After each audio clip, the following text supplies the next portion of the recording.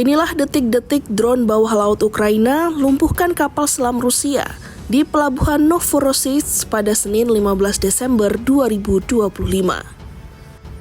Dinas Keamanan Ukraina mengungkapkan bahwa drone bawah laut miliknya yang diberi nama Subsea Baby menabrak kapal selam Rusia kelas Project 636.3 Varsavianka yang dikenal NATO sebagai kapal selam kelas Kilo. Serangan itu disebut menyebabkan kerusakan yang signifikan, sehingga kapal tidak lagi dapat beroperasi. Dinas Keamanan Ukraina menyebut ini menjadi kali pertama drone semacam itu digunakan untuk menyerang kapal selam.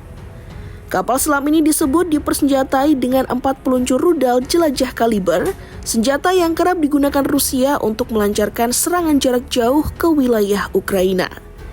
Menurut perkiraan, nilai kapal selam tersebut dapat mencapai 400 juta dolar Amerika Serikat.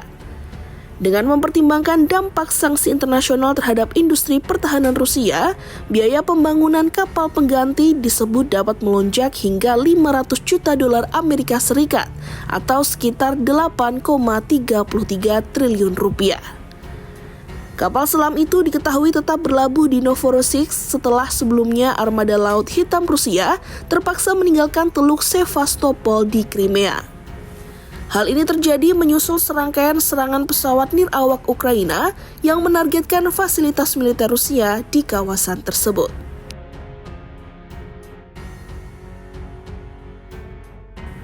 Sebelumnya pada Jumat 12 Desember 2025, Rusia mengklaim berhasil menangkis serangan berskala besar dari Ukraina. Pertahanan Rusia menyatakan berhasil menjatuhkan dan menghancurkan 90 drone Ukraina dalam semalam. Drone-drone tersebut dilaporkan terbang di atas wilayah Rusia serta perairan Laut Hitam. Di kota Tver, sekitar 181 km barat Laut Moskwa, menyebutkan 7 orang terluka akibat serangan tersebut. Sementara wali kota Moskwa, Sergei Sobyanin, mengatakan bahwa 8 drone berhasil dihancurkan saat mendekati ibu kota Rusia. Akibat ancaman tersebut, Bandara Sheremetyevo Moskwa sempat menangguhkan keberangkatan penerbangan. Badan Pengawas Penerbangan Rusia juga melaporkan bahwa beberapa bandara lain di wilayah Rusia juga sempat ditutup sementara demi alasan keamanan. Di sisi lain, Ukraina melaporkan bahwa Rusia terus meningkatkan tekanan dengan menargetkan infrastruktur energi. Serangan drone Rusia dilaporkan menghantam fasilitas energi di wilayah Odessa, Ukraina Selatan. Gubernur Odessa Oleg Kyper menyatakan bahwa serangan memicu kebakaran dan menyebabkan pemadaman listrik di sejumlah wilayah.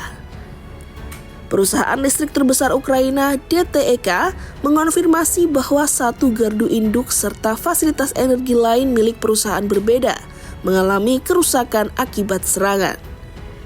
DTEK menyebut telah memulihkan aliran listrik untuk sekitar 40.000 pelanggan, namun 90.000 pelanggan lainnya masih mengalami pemadaman. Pemerintah Ukraina sebelumnya telah menyetujui sejumlah langkah penghematan listrik di tingkat nasional. Langkah ini diambil setelah hampir seluruh wilayah negara tersebut mengalami pemadaman berulang akibat serangan Rusia yang menyasar pembangkit listrik dan jaringan distribusi energi.